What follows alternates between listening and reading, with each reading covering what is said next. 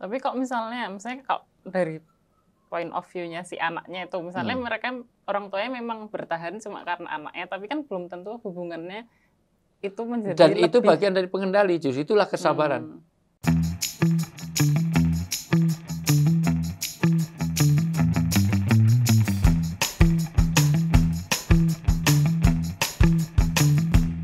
Pertanyaan selanjutnya, apakah yang harus dilakukan seorang anak jika orang tuanya ingin bercerai? Apakah berdosa jika anak membenci orang tua yang benar-benar bercerai? Tidak boleh. Anak tidak boleh membenci dan tidak boleh memihak. Justru anak harusnya menjadi penguat untuk mediator untuk supaya tidak jarfirok. Wihdatul ummah, kalau bisa jangan ada perceraian. Insya Allah suami istri itu terkuatkan karena adanya anak. Banyak orang tadinya mau cerai tapi karena mengingat anak. Maka kesabaran itu penting. Nah, kesabaran itu sebetulnya dengan dianugerahi anak. Makanya ide-ide child free itu akan memudahkan untuk banyak perceraian nanti. Karena pemicu orang itu mudah untuk bercerai kalau sudah tidak ada yang mengikat secara kuat. Satu, karena agamanya jelas ya. Yang kedua, karena tidak kekuatan agamanya, ibadahnya segala macam kurang. Yang kedua, tidak ada pengikat yang namanya qurrata ayun atau anak. Anak itu mengikat hubungan suami istri. Kadang-kadang seorang itu begitu tidak sukanya kepada suami, tidak sukanya pada istri, tapi begitu mengingat anak, maka itu jadi merekatkan kembali. Jadi anak tidak boleh membenci karena yang bisa cerai hanya suami istri. Anak itu nggak bisa dicerai. Sampai hari kiamat dia tetap anak bapaknya, anak ibunya. Gitu. Dan bin itu nggak bisa dibalik. Nanti dalam surat Al-Ahzab tidak boleh orang merubah bin. Ngangkat anak aja nggak bisa bin. Jadi misalnya tetap binnya kepada siapa atau binti siapa itu kepada bapak aslinya, bapak kandungnya, bapak biologisnya. Jadi tidak bisa berpindah hanya karena diangkat. Rasulullah saja dulu ngangkat Zaid itu tetap binnya bin Sabit. Padahal dari kecilnya ikut. Dan ketika dipilih, kamu pilih bapakmu apa pilih ikut aku? Ternyata pilih ikut Rasulullah. Ya, jadi ada anak angkat yang pilih kepada bapak angkatnya daripada kepada ini. Karena Rasulullah memang Abul Yatama, Abul Masakin. Bapaknya orang-orang yatim, bapaknya orang-orang miskin. Dulu diambil Rasulullah. Wallahu a'lam. Tapi kok misalnya kalau dari point of view-nya si anaknya itu, misalnya mereka orang tuanya memang bertahan cuma karena anaknya, tapi kan belum tentu hubungannya itu menjadi dan lebih. itu bagian dari pengendali, justru itulah kesabaran. Ya, kesabaran. Kesabaran itu memang diperlukan karena kepada sesuatu yang tidak disukai. Ya kalau secara nafsu, semua agama ini mengajarkan kesabaran, namanya mujahadah nafs. Kita mengendalikan. Pengennya tidur itu bangunnya siang, nggak usah subuh-subuhan. Ya, pengennya uang itu nggak usah dizakati. Dan itu pengennya orang itu begitu. Bahkan pengennya orang itu nggak usah nikah. Cukup dengan free sex, cukup dengan pergaulan bebas, cukup dengan itu. Tetapi inilah agama. Dan disitulah manisnya iman. Siapa yang bisa menahan nafsunya untuk bertahan di dalam agama, wajada halawatul iman. Dia akan merasakan manisnya iman itu ketika orang bisa mengendalikan nafsunya. Nah, maunya ini tetapi bisa ditahan, dan itulah kenikmatan. Misalnya, orang itu harusnya subuhnya itu enaknya siang, tapi setiap pagi dia subuhan ke masjid. Nanti ada nikmatnya. Betapa kalau kita nggak ke masjid, rasanya ada sesuatu yang kurang. Dan disitulah lezatnya iman. Ya. Pertanyaan selanjutnya, apakah berdosa jika sudah menikah tetapi tidak mencintai pasangannya karena menikahnya karena dijodohkan? Selain itu, sering merasa dihantui karena tidak taat kepada pasangan karena perangainya buruk, ingin bercerai tetapi ingat anak. Nah, sesuai dengan pertanyaan sebelumnya, ternyata anak itu menjadi mengikat. Pengennya cerai tetapi ingat anak. Tapi kalau memang sudah tidak ada cinta, boleh. Jadi sebatas itu, selama memang sudah diusahakan maksimal. Karena tidak cintanya karena apa? Karena jangan-jangan tidak ada alasan yang mendasar. Karena nobody perfect in the world. Tidak ada orang yang sempurna. Pasti dibalik kekurangan. Makanya ayatnya dibaca akhir surat An-Nisa ayat 19. Itu. Akhir ayat 19. Langsung ya, akhir ayat 19 surat An-Nisa. kunci di dalam bersuami istri itu adalah kesabaran. Karena dengan kesabaran nanti ada yang disyukuri. Ya. Dan bergaullah. Ya. Dan bergaullah dengan mereka menurut cara yang patut. Ya. Jika kamu tidak menyukai mereka, Kalau kamu tidak cinta, kalau kamu nggak suka kepada pasangan, terus maka bersabarlah. maka sabar. Terus Karena boleh jadi kamu tidak menyukai sesuatu, padahal Allah menjadikan kebaikan yang banyak padanya. iya. Kesabaran seorang istri terhadap ketidaksukaannya kepada suami, maka itu bagian surga bagi seorang istri. Kesabaran seorang suami yang tidak disukainya dari istri, kesabaran itulah yang membuahkan surga. Maka kuncinya adalah kesabaran. Karena kalau ini tidak ada kesabaran, kasihan nanti pengadilan agama. Tiap hari perceraian begitu rupa. Nggak suka cerai, gitu semuanya. Nggak ada orang, ya hidup itu seperti itu. Ya jadi pasti harapan dengan kenyataan itu nggak sama. Dulu ketika pacaran dengan setelah nikah sangat berbeda. Gitu. Ini soalnya mungkin juga karena dijodohkan. Terus ya, tapi memang kalau memang batas-batas tertentu dia tidak sanggup, nggak apa-apa.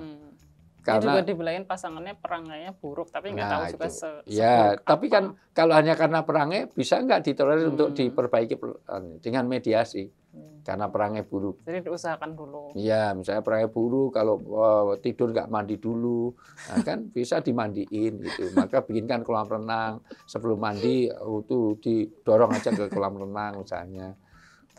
Kalau biasa ngerokok, ya dikasih tahu rokok membunuhmu gitu semuanya. Bunuh rokokmu atau kamu yang saya bunuh misalnya gitu ya udah. Ya gimana caranya gitu ya. Pertanyaan selanjutnya, Ustadz, bagaimana cara menghadapi anak yang tidak mau diatur dan berperilaku seenaknya sendiri?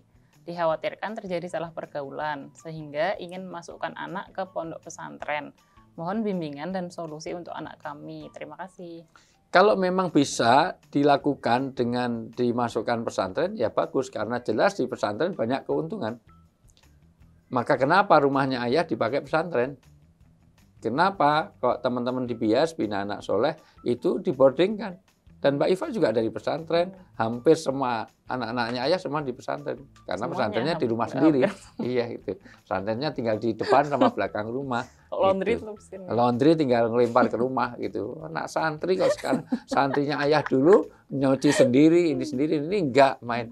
Santri kok setiap ada cucian dilempar ke rumah. Ya, masalahnya rumahnya mepet. Iya, memang bikin pesantrennya di rumah. Nah, kenapa? Satu, orang yang di pesantren pasti taat beragama. Terhindar dari narkoba, terhindar pergaulan bebas, terhindar dari merokok, tidak tergantung kepada TV, tidak tergantung kepada hal-hal yang ini. Bahkan handphone aja ketika masanya Mbak Iva nggak boleh. Sekarang ada karena untuk online. Gitu. Salahnya dulu pesantrennya nggak pas pandemi. Corona. Kalau pas pandemi ada handphone di situ. Ya, bahkan di situ pasti sholat 5 waktu terjaga. Karena pasti, terkontrol. Iya terkontrol. Gitu. Apalagi kalau di tempatnya ayah, mohon maaf di Bina Anak Soleh itu kadang-kadang malah dari TNI gitu. Yang bangunkan kan dari Brimob itu semuanya itu. Bahkan ada pembelajaran semi kemiliteran maksud saya kedisiplinan itu semuanya dan didoakan terus. Sehingga orang tua kerjanya menjadi lebih nyaman karena anak pasti terjaga. Nggak ada tawuran di situ, nggak ada main coret-coret di situ, nggak ada main tato itu tato beneran bukan tato gambar emping itu panu. Ada orang tato itu wah gambarnya emping itu panuan. Ada lagi yang tatonya sini gambar pohon rindang tapi pohonnya nggak tumbuh-tumbuh tapi akarnya di sini masya Allah luar biasa. Itu krunya ayah di kameramen yang satunya yang untuk TV. Mohon maaf. Jadi sekali lagi dari sisi ini sekali lagi silahkan saja itu pesantren sampai alternatif. Kecuali kalau memang bisa dididik sendiri karena memang lingkungan pendidikan itu satu, itu bagaimana sekolah. Maka cari sekolah yang pas. Kedua, keluarga. Maka ciptakan keluarga. Ya, kalau begitu ya keluarga. Ketiga, lebih utama juga kan yang di iya, utama. Yang lain kan faktor pendukung mungkin aja. Orang tuanya itu polanya tidak mengajak, tapi nyuruh. Mengajak itu ya ayo sholat bareng, ayo puasa bareng, ayo baca Quran bareng gitu. Jadi jangan nyuruh. Anaknya suruh ke masjid, bapak ibunya nonton drakor. Nah itu kan berarti menyuruh, ya itu. Nah, dan juga yang ketiga adalah lingkungan masyarakat, termasuk diantaranya adalah teman-teman. Anak kena narkoba jelas bukan karena bapaknya, bukan karena ibunya, rata-rata karena teman dekat. Itu lingkungan sosial. Tapi sekarang cari lingkungan sosial agak susah, apalagi di kota-kota. Makanya pesantren bisa saja jadi alternatif. Yang kelima sebenarnya masjid. Jadi jadikan anak-anak itu bagaimana akrab dengan masjid. Insya Allah masjid itu, kata Nabi sederhana. Nabi bersabda, saksikan orang itu baik kalau sering keluar masuk masjid. Karena sebaik-baik tempat di bumi ini adalah masjid. Sejelek-jelek pasar, sejelek-jelek tempat itu pasar atau diskotik sekarang. Tempat hiburan. Wallahualam. Ya. Pertanyaan terakhir, Ustadz, bagaimana cara meningkatkan pendapatan keluarga? Karena setelah menikah ekonomi malah turun dan ujian datang silih berganti. Mohon pencerahannya Ustadz. Pertama sebetulnya justru bagaimana kita mencari keberkahan rezeki dalam berkeluarga. Jadi bahkan ada semi perintah untuk mencari rezeki dari menikah.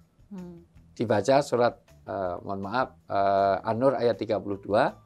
Itu kalau bisa kamu mencarilah keberkahan rezeki dari berkeluarga, karena berkeluarga itu sebetulnya akan, walaupun rezeki tidak mesti harta, sih bisa bukan besar kecil. Iya, tetapi kecukupannya, rasa cukup itu kan kaya. Orang itu udah cukup kan kaya. Koruptor itu miskin karena masih kurang terus kan gitu. Ya itu dengan berkeluarga. Ya dibaca. Dan nikahkanlah orang-orang yang masih membujang di antara kamu, dan juga orang-orang yang layak menikah dari hamba-hamba sahayamu yang laki-laki dan perempuan. Jika mereka miskin, Allah akan memberi kemampuan kepada mereka dengan karunia-Nya. Iya. Dan Allah maha luas pemberiannya, maha mengetahui. Jika kamu miskin dengan menikahi, dengerin kameramen, mohon maaf. Kalau kamu miskin, karena nggak nikah-nikah ini yang satu ini Masya Allah luar biasa. Jadi kalau kamu miskin, jangan senyum, ini serius aku ya ini. Malah senyum-senyum sampai kameranya gerak gitu ya. Jadi kameramen, kalau kamu miskin, nanti akan diberkahi. Masya Allah, tentu itu perlu ikhtiar. Rezeki itu jalannya banyak. Jalan iman dan takwa. Perbaiki keimanan dan ketakwaan. Wa yarzuqhu min haitsu la yahtasib. Orang jalan, ada jalan karena ikhtiar. Ada jalan karena istighfar. Jalan karena baik kepada orang tua. Jangan-jangan ini tidak baik hubungan dengan orang tua. Maka setelah nikah, tolong dikoreksi kembali. Perbaiki silaturahim. Itu. Bahkan dengan jalan istighfar, perbanyak mohon ampun kepada Allah. Mungkin ada perilaku yang nggak pas. Terlalu boros kayak, terlalu giat. Mungkin kita dalam bekerja tidak serius kayak, tidak itkon, kurang profesional, kurang proporsional. Itkon itu adalah kerja keras, kerja berkualitas. Mungkin selama ini kerja kita nggak berkualitas, nggak cerdas kerja ini. Ya wajar saja kalau itu kerja kok nggak kaya-kaya. Itu. Memang kekayaan tidak ada urusannya dengan kerja, tetapi kerja itu bagian dari kewajiban. Dan mungkin kita belum efektif, belum efisien dalam kerja kita. Jadi introspeksi. Nah, jadi semangati. Kadang-kadang kerja belum dapat, tapi ngerokoknya udah dapat habis berapa. Orang belum kerja aja udah ngerokok. Dan betapa bodohnya orang ngerokok. Sudah beli mahal, sudah gitu dibakar. Sudah dibakar, disedot, ditiup. Sedot, tiup. Orang kayak orang edan. Disedot-sedot, ditiup. Mending kalau dimakan rokoknya lumayan. Dan itu ya, gimana? Iya. Gitu juga. Makanya teman-teman yang rokok ini mohon maaf, itu ditakut-takuti corona nggak takut. Jelas rokok itu membunuh aja dia tetap nih, nggak takut mati dia. Masya Allah. Ya itu. Jadi tetap dikoreksi kembali karena jalan rezeki kapan-kapan kita kalau waktunya cukup kita bicara dengan pintu-pintu rezeki. Pintu rezeki itu bisa karena silaturahim, mungkin kurang baik silaturahim kita. Birrul walidain karena kita baik kepada orang tua. Iman dan takwa, karena dalam surat At-Tolaq ayat 2 dan 3, siapa yang bertawakal, siapa yang bertakwa, wa yarzuqhu min haitsu la yahtasib. Allah akan berikan rezeki dari arah yang tidak disangka-sangka. Ada saja rezeki yang datang. Entah ngindos sana, entah ngindos ini. Ada aja rezeki. Tiba-tiba makan itu mau diajak foto ternyata nggak bayar. Hanya diajak foto. Itu ayah alami. hanya karena silaturahim. Ternyata kita kenal banyak orang, itu bagian dari keberkahan. Itu Mbak Iva sering ngalami.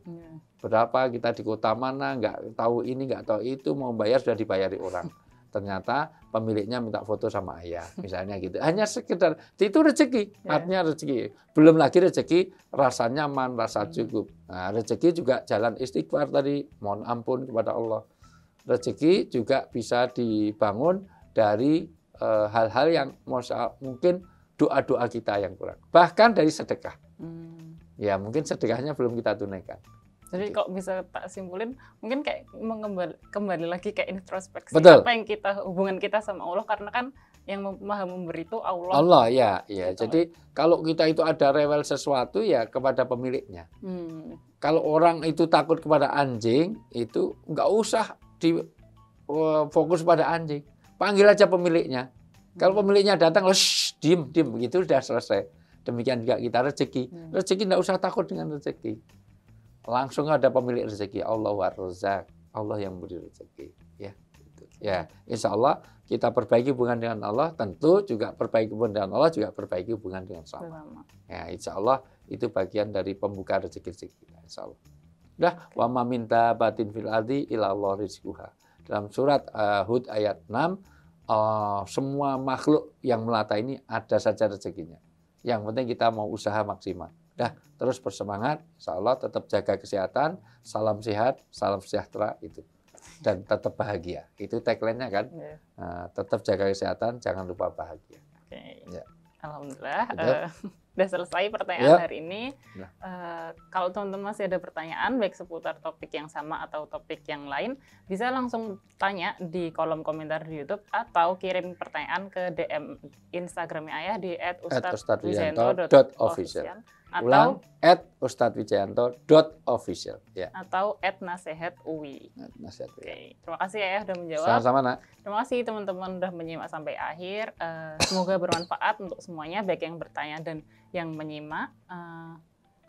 Sekian dari kami hari ini. Sampai ketemu di episode selanjutnya. Wassalamualaikum warahmatullahi wabarakatuh. Waalaikumsalam.